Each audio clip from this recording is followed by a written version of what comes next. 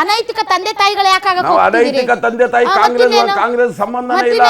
ಬೇರೆಯವ್ರ ಕನಸಿನ ಕೂಸು ನೀವ್ಯಾಕೆ ಅಪ್ಪ ಆಗ್ಬೇಕು, ನೀವ್ಯಾಕೆ ಅಮ್ಮ ಆಗ್ಬೇಕು? ಅನೈತಿಕ ಸಂಬಂಧ ಇಟ್ಕೊಂಡು ಸರ್ಕಾರ ರೈತರು ಭೂಮಿ ತಗೊಳ್ಳೋದು ರೈತರನ್ನ ಉದ್ಧಾರ ಮಾಡದ? ಅದನ್ನ ರೈತರು ಭೂಮಿ ತಗೊಳ್ಳೋದು ರೈತರು ಉದ್ಧಾರ ಮಾಡದ? ರೈತರು ತಾವಾಗೆ ಕೊಡ್ತೀವಿ ಅಂತಿದಾರಲ್ಲ, ಕೊಡೋರ್ಗೆ ಏನ್ ಹೇಳ್ತಾ ಇದ್ದೀರಿ? ಕೊಡೋರ್ಗೆ ಏನ್ ಹೇಳ್ತಾ ಇದ್ದೀರಿ? ಅರೆ ಯಾಕೆ ಬಿಟ್ಟಾಕ್ಬೇಕು? ಯಾಕೆ ಬಿಟ್ಟಾಕ್ಬೇಕು? ಅರೆ ನೀವು ನೋಡಿ ಮೇಡಮ್, ಚಾಂದ್ ಪಾಷಾ ಅವರೇ ಕೊಡೋರು ಕೊಡ್ತಾರೆ, ಓಕೆ ಫೈನ್. ಕೊಡದೇ ಇರೋರ ಬಗ್ಗೆ ಮಾತಾಡಿ. ಇವಾಗ ಬಂದಿರೋ ಹೋರಾಟ ಕೊಡದೇ ಇರೋರು ಹೋರಾಟ ಮಾಡ್ತಾ ಇರೋದು.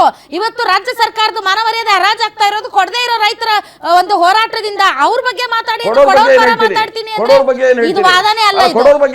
ಇದೇನ್ರಿ ಕೊಡೋರ್ ಬಗ್ಗೆ ಹೇಳ್ತೀನಿ ಅಂದ್ರೆ